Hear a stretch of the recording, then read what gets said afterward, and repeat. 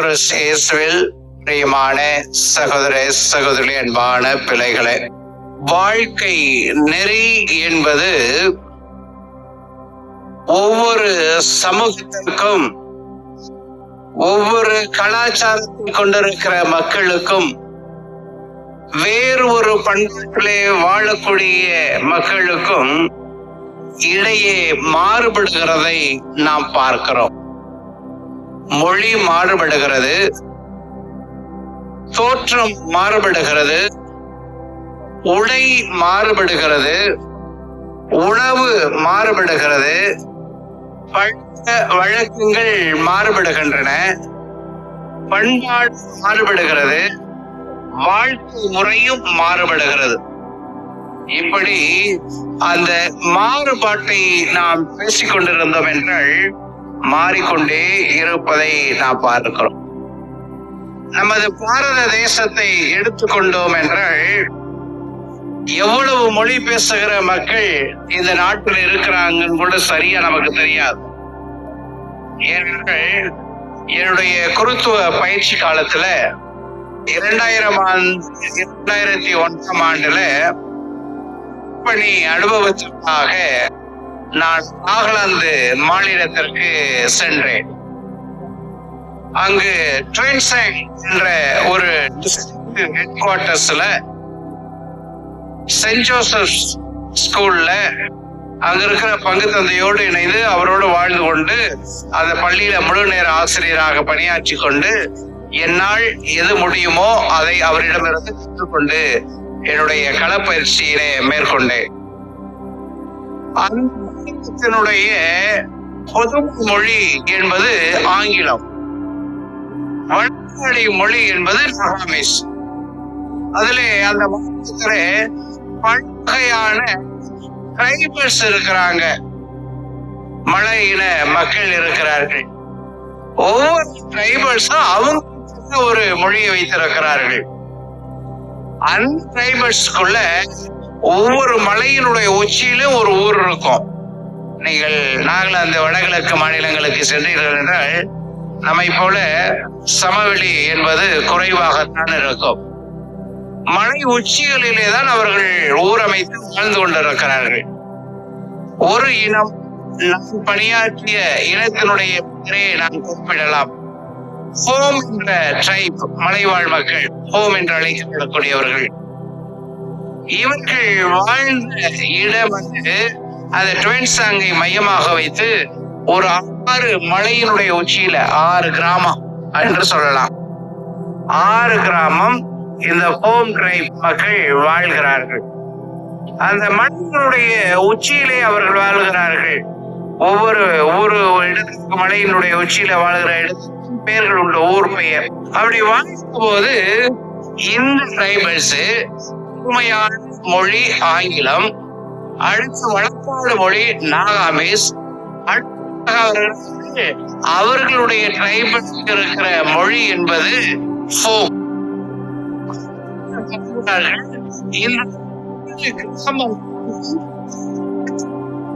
ஒரு மொழி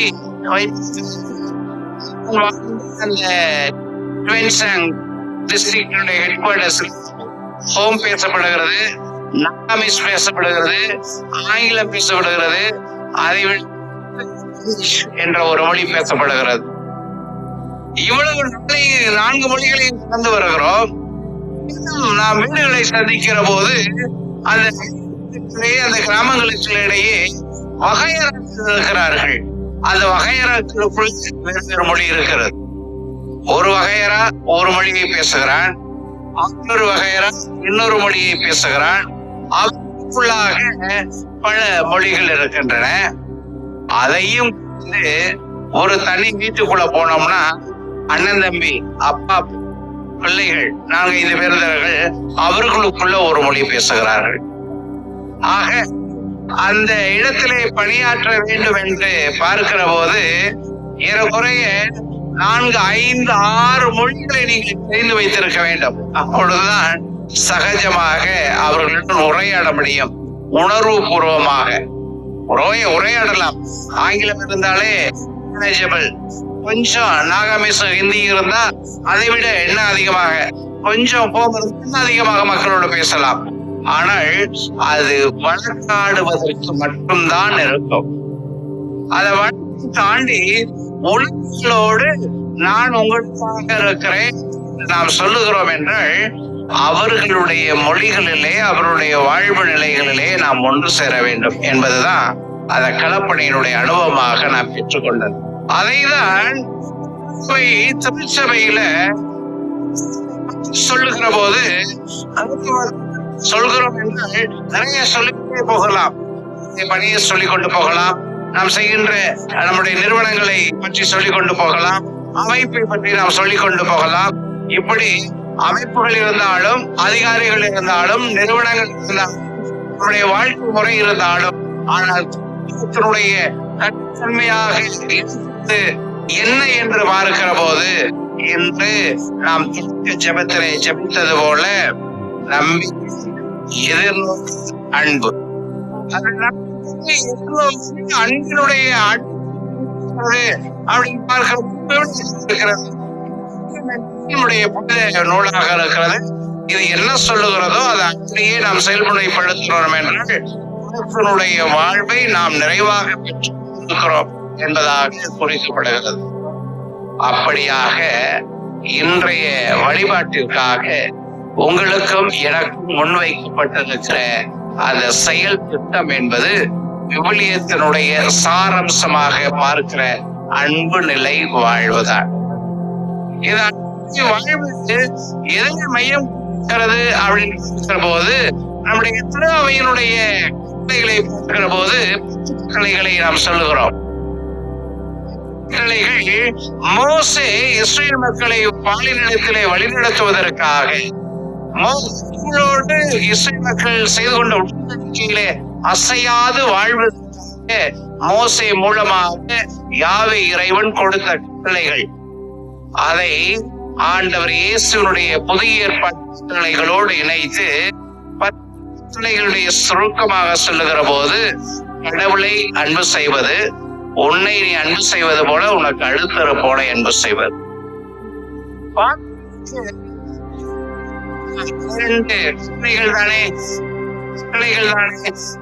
சுருக்கி 2 பிள்ளைகளை அடங்கி விட்டதே, இது என்ன செய்ய முடியாதா? 4 ஏழைகளுக்கு சோறு போட்டா போதும், முடியெடுத்த போதும், மொட்டை போதும் அப்படி இல்ல.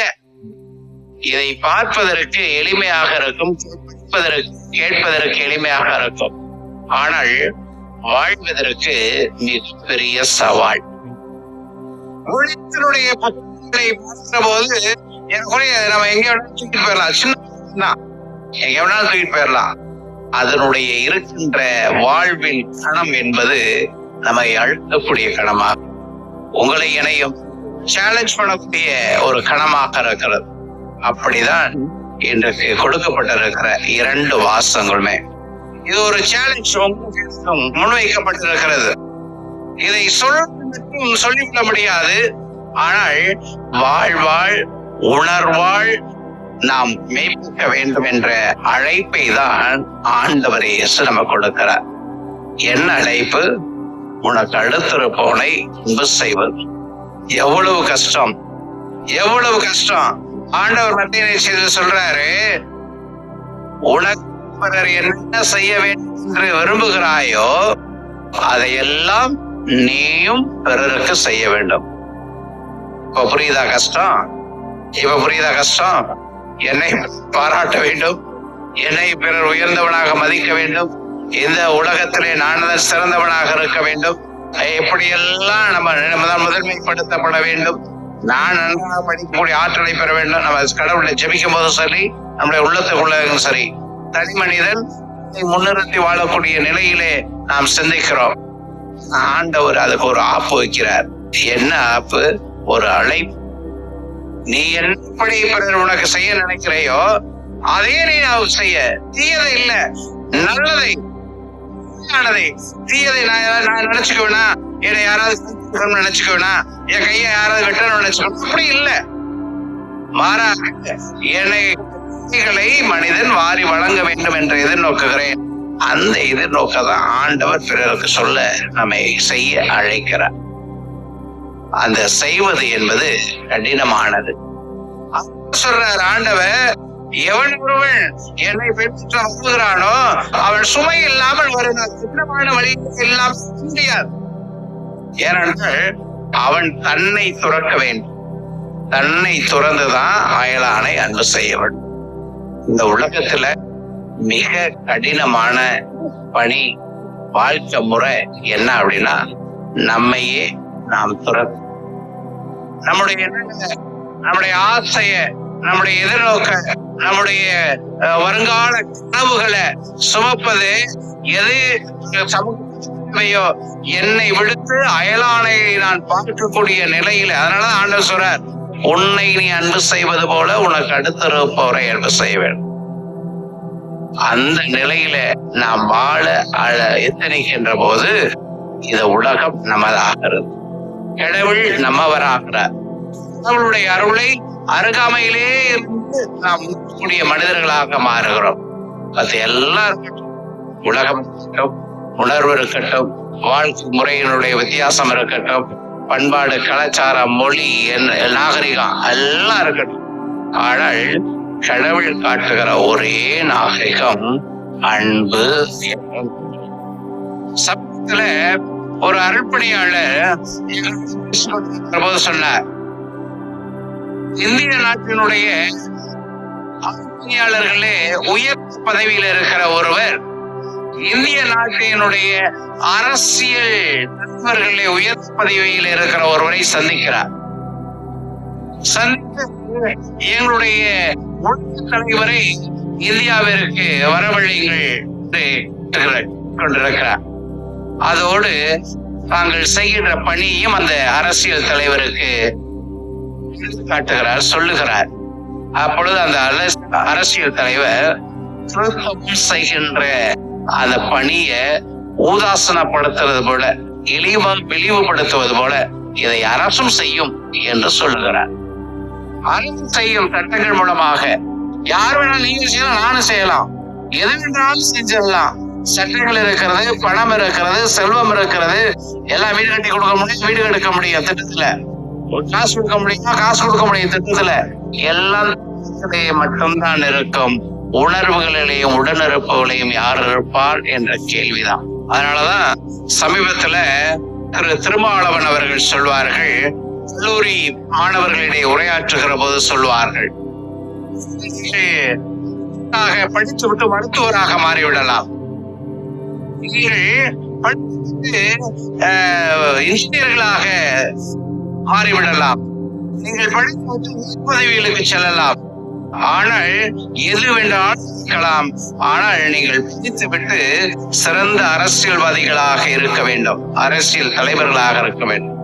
ஏனென்றால் நீங்கள் படித்து பண்பாட்டை, நாகரிகத்தை, கலாச்சாரத்தை, பிறரை மையப்படுத்தி வாழக்கூடிய தன்மையை தெளிந்த ஞானத்தோடு அரசியலிலே ஈடுபடுகிற போது மக்களுக்கு பயன் பெறக்கூடிய வகையிலே திட்டங்கள் தீட்டப்படும், சட்டங்கள் இயற்றப்படும். அந்த நிலைக்கு நீங்கள் வர வேண்டும் என்று சொல்லுகிறார். இந்த அழைப்பை தான் மாணவர்களுக்கு கொடுக்கிறார். அதே அழைப்பை தான் ஆண்டவர் என்று கொடுக்கிறார். நீ திட்டமிடலாம், என்னை எதை மையமாக கொண்டிருக்க வேண்டும் என்று பார்க்கிற போது அன்பை மையமாக கொண்டிருக்க. இந்த அன்பை வாழ்வாக்குகிற போது ஆண்டவர் நம்மோடு இருக்கிறார் என்ற சிந்தனையில தொடர்ந்து இந்த திருப்பலியை பங்கெடுப்போம். ஆமென்.